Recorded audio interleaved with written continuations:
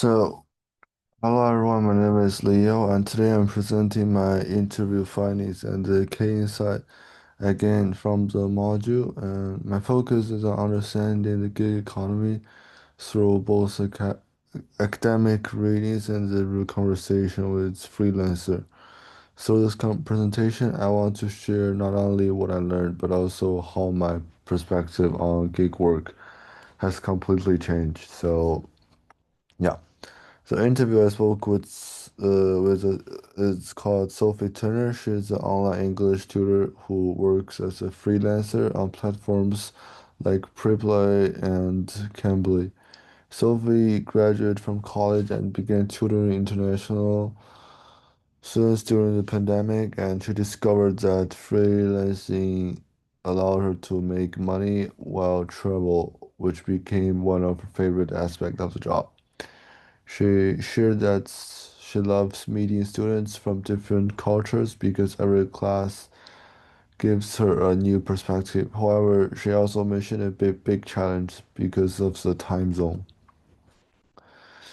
And from the module one, it helped me understand the gig economy at a deeper level. First, I learned that there are several types of gig workers, like free agents, casual earners, reluctant and financially strapped. People don't enter gig work for the same reasons. Some pursue independence, while others simply need income. Well, second, I learned that autonomy is one of the biggest attraction, but also one of the biggest risk. Well, gig workers enjoy freedom, but they also face, I guess, instability. They get paid only when they complete the work and typically don't receive benefits like healthcare and like paid time off. So, yeah. And third, gig work can actually benefit the larger economy because independent workers help fill functional gaps in the labor market, reduce unemployment, and provide the economy with flexibility by responding quickly to challenge the changing condition, and this helped me understand why the gig economy has grown so rapidly in the recent year. And from the module two, I learned more about the day-to-day realities of freelancer. Freelancing offers tremendous flexibility. People can work from anywhere and schedule the leaves more freely. And this allows them to balance work, personal life, and more importantly, their creative pursuit.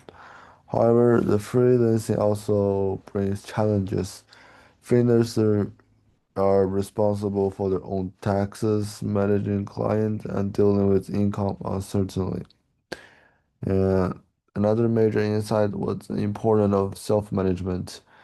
Success gig workers need routines and boundaries to stay motivated and maintain a long-term sustainability. And I think that's pretty hard for me. Well, for some personal reflection is that before taking this class, I honestly thought the gig work mainly means driving for Ubers or like doing small side tasks on like different things. But this module expanded my understanding significantly. Well, I now see that gig work is about creativity and also independence building your own path, especially the path like you're interested in and your strengths and thing. And through my interview, Sophie told me that although independence can feel intimidating at first, she also feels proud after every class she teaches because she created that work herself. And this conversation made me think about what I would do if I entered the gig economy. I would probably choosing something creative like digital design or writing. And I realized that two things are essential for success. Being organized and believing in your ability to create meaningful work. And my biggest takeaway is that gig economy isn't just a side hustle. It's a new way of working where people write like their own stories. Some insight here is like my interview with Sophie reviews three key insights. First, independence brings both freedom and unpredictability. And second, routines are essential when working irregular hours. And third, emotional connection is an important part of her job. Mainly this point because she genuinely cares about her students and enjoys seeing their progress. But this emotional investment also requires energy and can lead to burnout if not managed carefully. Well, next page is the key learning from like all the readings. Well, the readings on remote work brought three additional insights. First, daily routine creates like stability because it's definitely important, but also if you keep that routine, you will like yourself better and you will know which steps you're gonna do next, and you have time to relax, to chill, and you have time to work. And second, boundaries are necessary for protecting work-life balance. Sophie often works late because of time zones, and she is still learning to set limits to avoid burnout. And thirdly, productivity improves uh, when workers follow their nature energy cycle. The reading explained that everyone has a different rhythms. Sophie feels most focused in the morning, so she schedules her important lessons in the morning. Also, some key takeaways here is that the remote gig work is more complex than I expected. Before this week, I thought online tutoring was just about teaching lessons. Now I see it involves a careful scheduling, emotional energy, and adapting to global time zones. While productivity arises from like intentional habits, and the reading and the interview taught me that success remote workers are those who balance flexibility and discipline, relying on routines, boundaries, and self-awareness. Uh, the last one is freedom requires responsibility. The story of Sophie remind me that gig work gives people independence, but also requires organization and resilience. Managing time, energy, and expectation are keys to long-term success.